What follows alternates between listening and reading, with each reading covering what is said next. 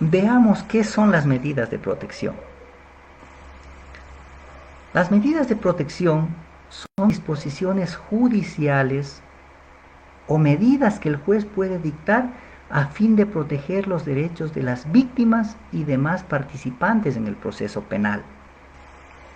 tanto para garantizar la integridad física, psicológica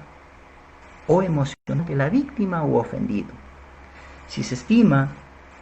o hay indicios de que el imputado representa un riesgo inminente en contra de la seguridad de la presunta víctima o del ofendido, o bien para brindar la protección a testigos, peritos o terceros que intervengan o vayan a intervenir en un proceso y los mismos eh,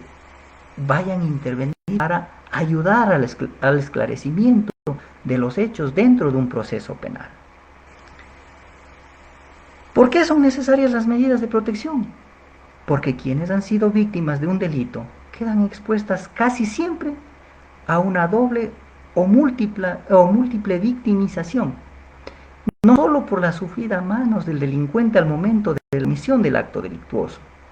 sino también por la emanada muchas veces el sistema de justicia, sus operadores, y también el delincuente convertido ya en procesado al generar temor en las víctimas u ofendidos, una vez que se haya conocido el hecho, una vez que haya sido denunciado el hecho, y cuya solución todavía se observa larga y sinuosa, como generalmente en el caso ecuatoriano sucede. Esto lo podemos encontrar en el artículo 494 del Código. Por ello, es que el legislador ha considerado necesario que la ley cuente con medidas cautelares y de protección que permitan atender la seguridad de la víctima, su familia, testigos y demás participantes en un proceso penal.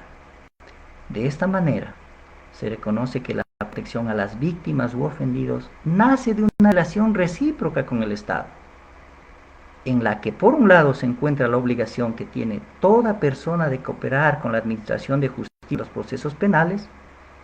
cuando haya presenciado o conozca un hecho delictivo, y por otra parte, su derecho a recibir la más amplia protección en su persona, familia y bienes, en el sentido de que, por cumplir con aquella obligación ciudadana, esos bienes jurídicos sean amenazados o puestos en riesgo. Es importante especificar que este derecho a la protección deriva de derechos fundamentales contenidos en instrumentos internacionales previos, tales de la Declaración Universal de los Derechos Humanos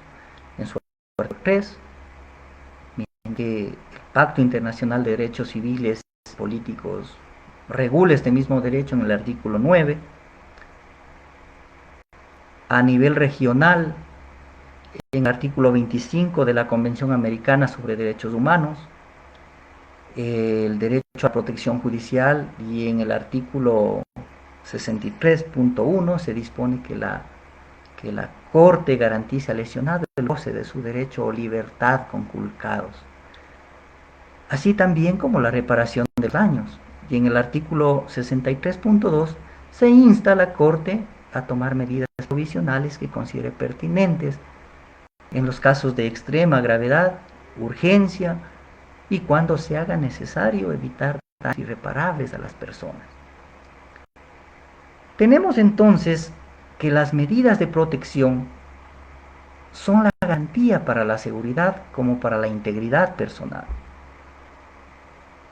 Cuando con motivo de la participación de una persona en el proceso penal,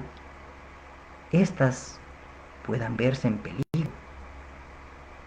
y por ende dichas medidas deban ser otorgadas para protegerlos,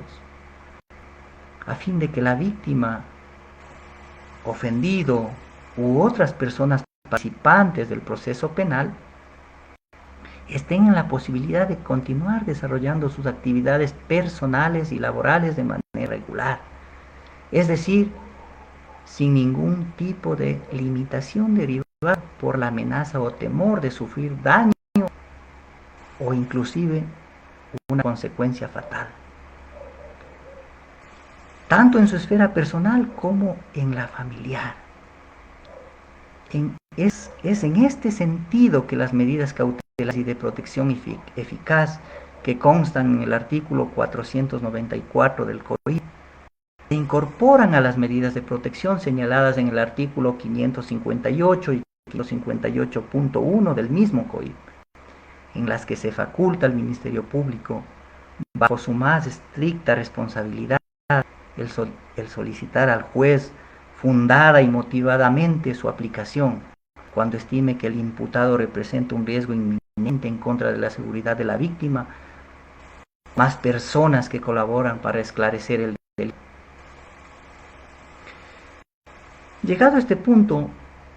es importante hacer una diferenciación entre lo que son las medidas cautelares y las medidas de protección.